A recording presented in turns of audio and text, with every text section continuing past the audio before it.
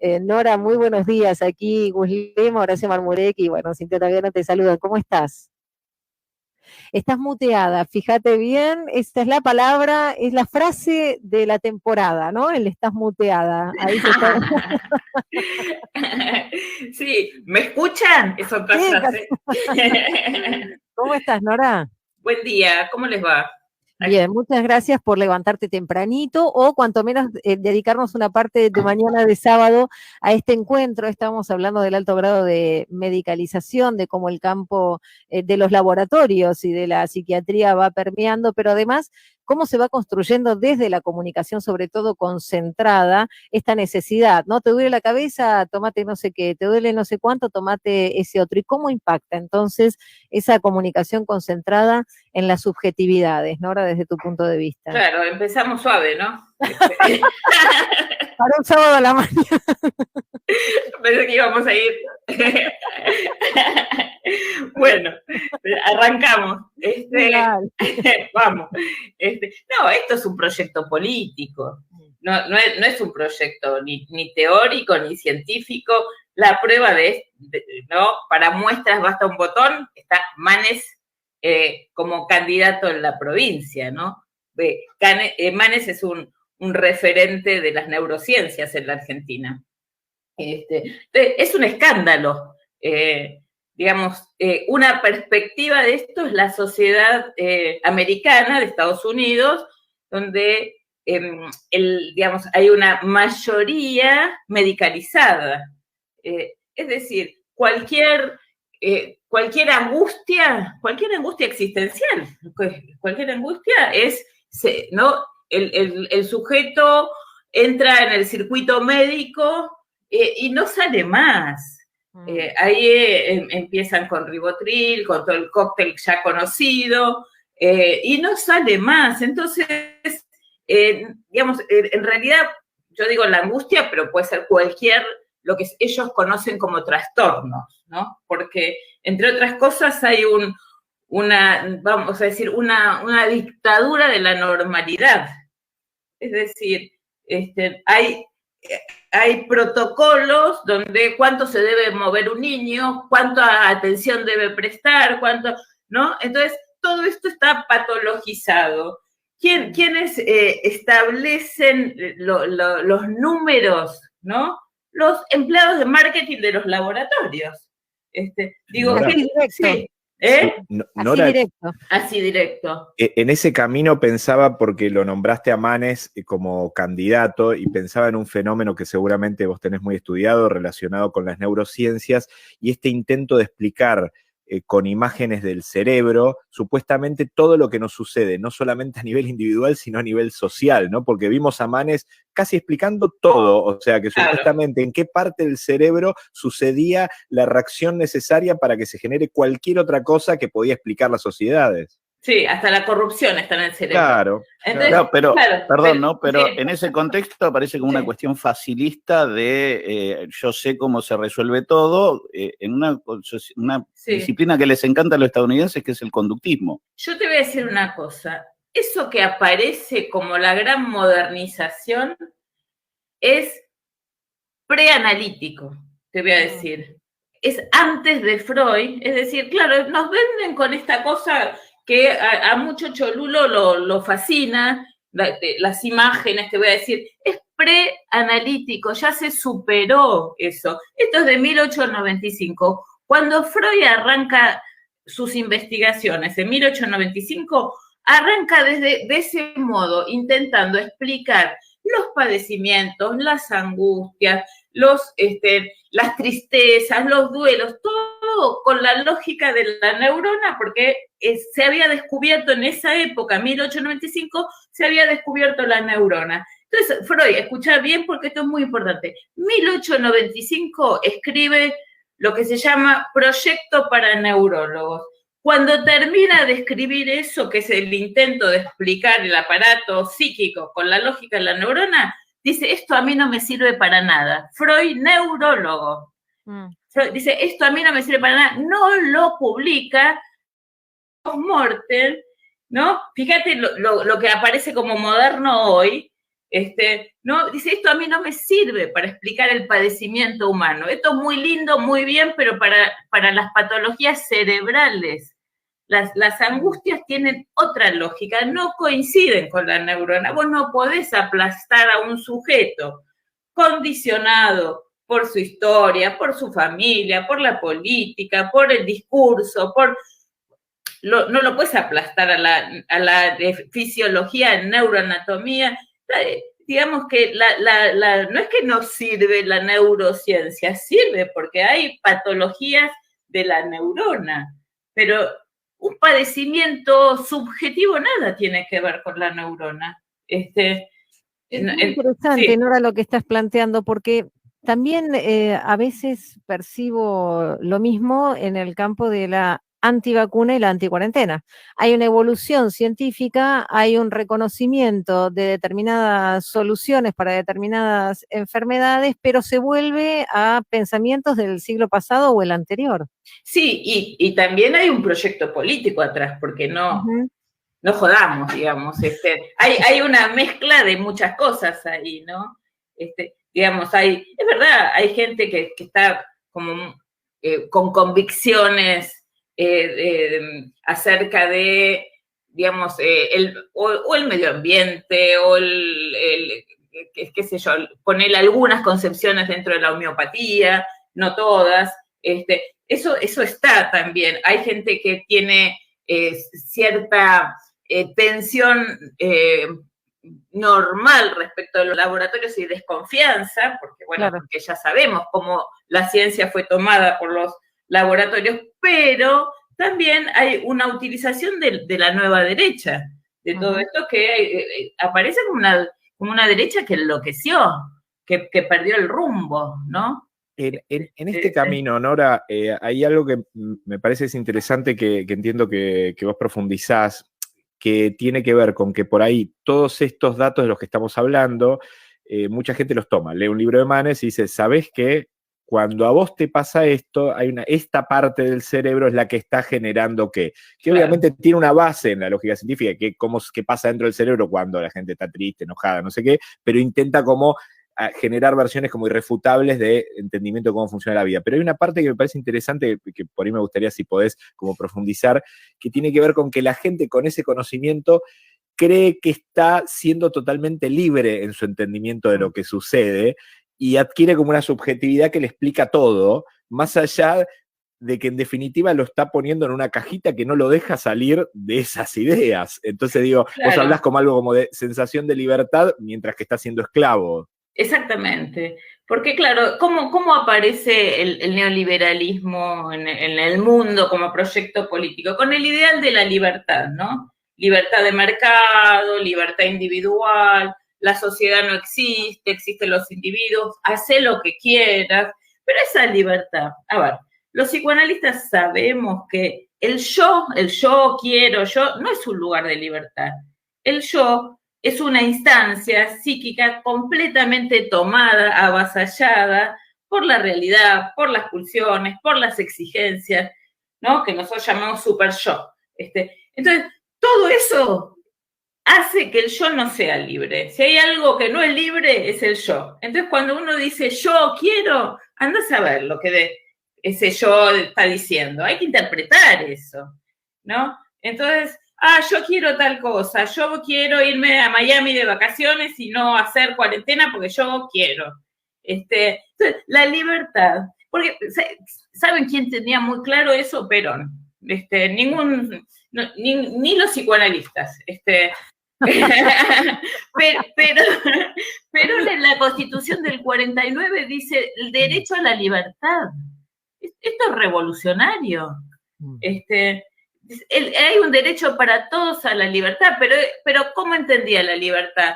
Él resuelve esa oposición que no es el yo contra los demás, no es entonces si hay libertad del yo, eso atenta contra los demás, y si hay libertad colectiva, eso atenta contra la individualidad. No, pero dice, tenemos que buscar un sistema, una comunidad organizada donde todos seamos felices y la singularidad también, ¿no? Excelente, el Congreso Internacional de Filosofía, donde plantea esto que después surge por su discurso de la comunidad organizada, tal como lo decís, ¿no? Esa tensión, por eso yo te quería preguntar también, ¿cuál es el lugar del otro? ¿Cuál es el lugar de la otra en el marco de la pandemia? Porque la realidad se ha transformado. Claro, yo creo que el lugar del otro va la construcción, porque es una construcción la del otro. Entonces, uno podría decir que es una construcción histórica también, ¿no? Ya desde el marxismo decimos el otro es el lugar del explotado, por ejemplo. O desde el neoliberalismo, el otro es una mercancía, también podríamos decir, para ser usado, para hacer negocios, o es un rival, o es un enemigo político, no, ni siquiera un adversario al que hay que destruir. Yo creo que desde el kirchnerismo tenemos una concepción del otro como la patria, es el otro, ¿no? Y ahora, con el coronavirus, se empieza a despejar otro lugar del otro, que es, a ver, uno puede decir, el otro es el lugar del contagio, pero yo prefiero decir, el otro es el lugar de las afecciones recíprocas. A ver, ¿cómo sería? Claro, porque el otro es el lugar del contagio, pero el otro es mi prójimo también. Y es, digamos que, y ahí retomo a Perón. Lo voy a decir así, a mí me conviene cuidarlo al otro, porque la salud del otro me conviene a mí. Entonces, ves que no se excluye la singularidad y lo colectivo. Entonces, en ese sentido, me parece que se empieza a despejar una categoría que la vamos a tener que retener, y es importante retenerla, que es el cuidado. Es el cuidado colectivo. Sería, no sé si es mucho decir anticapitalista, incluir democracias basadas en el cuidado. Nora, sí. Interesante. La pandemia nos trajo a muchos la sensación de que podía, más allá de ser un momento muy dramático, de mucha preocupación, pero que podía instalarse algunos debates en discusión que podían modificar algo. Digo, vivimos en Latinoamérica y el Caribe, que es el continente más desigual del planeta Tierra, y con lo que conlleva eso, digamos. Da la sensación que por ahí esa expectativa que inclusive había en un sector de académicos, de pensadores, que en un principio, bueno, esto puede servir para poner en discusión algunos temas, fue un poco frustrante el transitar, porque da la sensación que después se volvió esta lógica en donde por ahí los egoísmos primaron por sobre la lógica de mirar las comunidades y eso. Pero ¿te parece que, vos recién planteas algunas cosas, ¿te parece que alguno de los ejes que nos permiten pararnos en un lugar, no sé si más solidario, pero por lo menos más mirando al otro, realmente se instalaron para que en este transitar por lo menos se pongan en discusión a partir de ahora? Yo creo que pasaron muchas cosas ahí. Primero, pienso que la pandemia es una experiencia pedagógica, por un lado.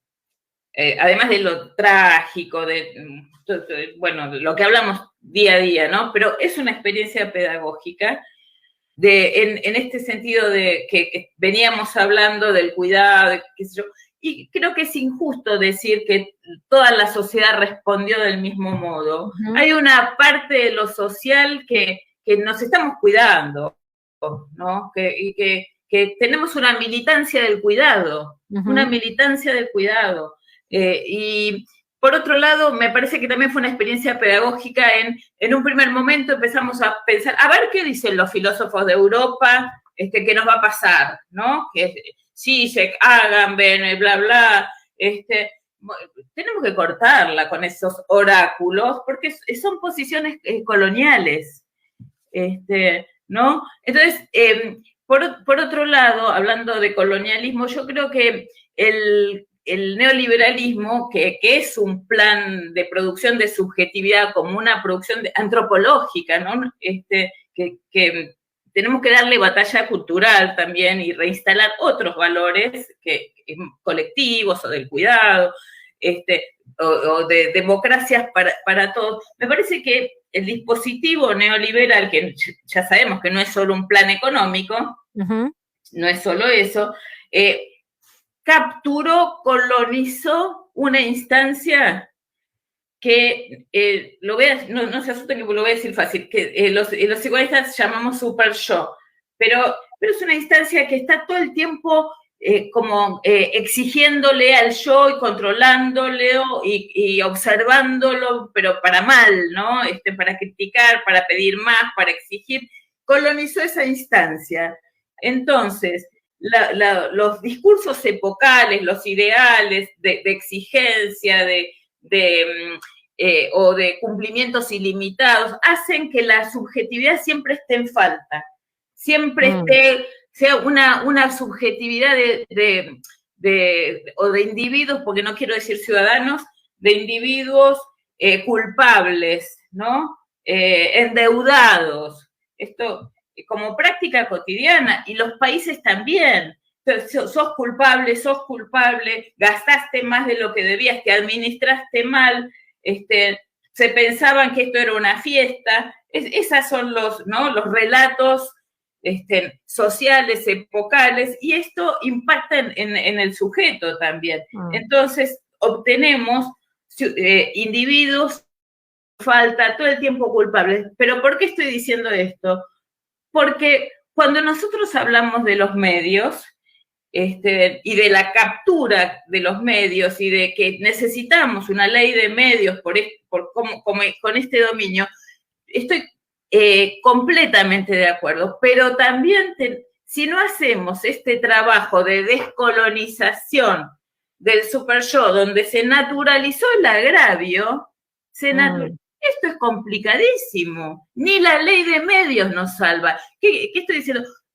Ustedes se dieron cuenta que para mí es un escándalo que tenemos que aguantarnos que en todos lados nos digan los chorros, los corruptos, al campo popular, ¿no? Pero está completamente naturalizado.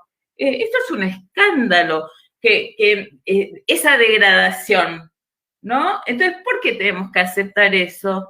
Y yo creo que no se resuelve o sea, desde ya les aclaro que estoy 100% de acuerdo con la ley de medios, pero digo, este es otro trabajo que hay que hacer en la subjetividad, que lo hicieron las mujeres, que lo hicieron las mujeres pusieron un límite al abuso, a la degradación, ¿no? Y la sociedad no está poniendo ese límite de naturalización. El peronismo también puso ese límite en el 43, no sé si en el 43, pero históricamente le restituyó la dignidad al cabecita negra, ¿no? Que era maltratado. Claro, de eso hablábamos más. Exacto, de eso hablábamos más temprano, Nora, y bueno, yo coincido con vos, la ley de servicios de comunicación audiovisual es importante el trabajo desde la Defensoría del Público, justamente en la construcción de subjetividades en el campo de la radio y la televisión, pero hace falta más, porque hay un ecosistema que obviamente es más amplio que la radio y la televisión, pero aquí todo el tiempo desnaturalizamos justamente las persecuciones, las discriminaciones por cuestiones ideológicas, que son gravísimas. Pero lo que te quiero preguntar entonces es, a esos sedimentos de naturalización, de agravio al campo nacional y popular, se le agrega, y quiero saber cómo lo analizás, los altos niveles de violencia discursiva en la televisión. Yo prendo la televisión, hago zapping en lo que llamamos el prime time, en los programas políticos, que obviamente no hay debate. Bueno, el otro día lo decía Cristina Fernández de Kirchner, no hay ideas, hay descalificaciones. Entonces, ¿no hay allí también una naturalización del maltrato en términos verbales? Eso es lo que yo trataba de decir, que vos lo decís mucho mejor que yo, porque tenés esa cancha comunicacional. Pero es esta, la naturalización del maltrato. Simplemente es eso, simplemente y tan seriamente es eso, gravemente, ¿no? Claro. Gravemente es eso. Pero yo creo que hay un consentimiento inconsciente del campo popular. Y ese maltrato, porque es muy tibia nuestra reacción. Y estamos esperando que la ley venga desde arriba, que por supuesto que hay que esperarla, no digo que no, y hay que pelear por esa ley, pero todos los movimientos de límite, por lo menos en la Argentina, surgieron desde abajo, horizontalmente. Y después se hicieron ley. Y tenemos Ministerio de la Mujer, tenemos la ley de género, a favor de la diversidad, pero empezaron por abajo. Y nosotros estamos esperando que empiece desde arriba. Yo creo que son dos movimientos que no se excluyen. El horizontal y la demanda a quien corresponda, ¿no? A los dirigentes o al Estado. Son dos movimientos. Pero en la violencia yo creo que tomó un sesgo muy violento en nuestro país, que es singular, que no sucede en otras partes del mundo, que es escandaloso el nivel. Yo creo que se montó sobre bases coloniales, ¿no? De bases machistas, y que el neoliberalismo tomó esas prácticas y esa violencia, esa degradación, no solo a las mujeres, como el caso del machismo, sino esas prácticas, ¿no? de denigración permanente al campo popular. Sí, porque además son profundamente patriarcales en el sentido de lo binómico, ¿no? Hay nada más que uno a favor, uno en contra, hombre, mujer, y además lo que procura es la descalificación. Digo, desterrar el otro pensamiento, ¿no? Que eso es muy machista, digamos. El que no es macho alfa queda fuera de partido. Sí, o sea que tendremos que empezar a pensar estrategias culturales nuestras. Me parece que tenemos que aprender de la lucha feminista y de esta sororidad que se armó, y bueno, tendrá que tomar otro sesgo, pero un límite al modo del nunca más, al modo, ¿no? Que es más allá de la ley. Por supuesto que necesitamos la ley, pero es más allá, es un límite, un dique cultural. ¿Qué pasa si no ponemos límites en esta instancia que hablamos? Y pasa lo que está pasando cotidianamente, que tenemos estos personajes descalificados intelectualmente, en valores, que nos dan cátedra de cómo tenemos que vivir y que nos están todo el tiempo acusando de algo. Entonces, ¿nosotros qué hacemos? Damos explicaciones de que somos buenos. ¿No? Y en ese movimiento les damos consistencia. ¿Por qué andamos por la vida dándoles explicaciones a esta gente? ¿No? Disculpándonos, explicando que en realidad que somos buenos, que los medios, que hay una campaña. No hay que explicar más nada. No hay que explicar más nada. No hay que explicar, no dar cuenta de los actos, sino justificarnos de que somos buenos. ¿No? Vos sabés que recuerdo uno de los cantos de la Tupac Amaru, allí en Jujuy, nosotros somos buenos, nosotros somos buenos. Bueno. Que es justamente lo que vos estás diciendo, ¿no? Como mecanismo de defensa que a su vez aparece como una legitimación del agravio. Pero si vos estás justificando, digamos, que sos bueno y explicando a quien no corresponde explicarle, ¿no? Lo estás haciendo consistir en ese lugar al otro, ¿no? Le da crédito a la acusación del otro. Yo creo que una de las estrategias es la indiferencia. Va a tener que ser la indiferencia, porque no tenemos herramientas para combatir semejante poder discursivo, mediático. No vamos a poder. Nuestra comunicación es artesanal, es uno por uno. Si seguimos con esa lógica, nos van a ganar. ¿No? Me parece que hay que debilitarlos con la indiferencia y hacerla nuestra, militar, participar. Militar, cuando digo militar, no estoy diciendo la militancia partidaria, es la militancia que Perón decía en la comunidad organizada. Militancia puede ser partidaria o militancia social, cada uno donde quiera, en la cooperadora de la escuela, en el club de barrio, pero convocaba la participación, ¿no? A la acción, claro. A la acción. A la pedagogía de la inclusión, de manera constante y permanente. Exactamente. Ay, qué bueno recuperar la Constitución del 49, el principio del bien social, las propias políticas del cuidado que ya se establecían ahí. Me quiero quedar con esto de la democracia del cuidado. Me interesa muchísimo, Nora, porque claro que hay que superar la Constitución del 49, pero hoy es superior a la que tenemos, también eso hay que decirlo, ¿no? Conceptualmente. Sí. Y el cuidado tiene que ver con esto que estamos hablando, Cintia. El cuidado también es el cuidado respecto de la violencia psicológica o verbal. También ahí es el cuidado al otro, porque si no destruís al otro con tanto odio. El cuidado no es solamente biológico, es del medio ambiente, es de lo anímico, es de la felicidad del otro, es de la salud del otro, de la educación del otro. Esto es el cuidado, ¿no? Va para transversalmente. Y esto que decís también de la felicidad, no sé por qué la felicidad en algún momento la pusieron en un lugar banal. Es central la felicidad en la vida de los pueblos. Y no es inocente que Cristina diga, vamos a recuperar la felicidad, porque Cristina siempre tiene esos mensajes que hay que descifrar, ¿no? Entonces, me parece que está convocando y llamando a esto que estamos hablando, la felicidad para todos como un derecho que se perdió, ese derecho. Totalmente, el derecho a la felicidad de los pueblos. Qué lindo hablar con vos, Nora, me encantaría que te quedaras. Tenés que hacer radio, ¿no? Bueno. Ya que estamos, lo dijimos.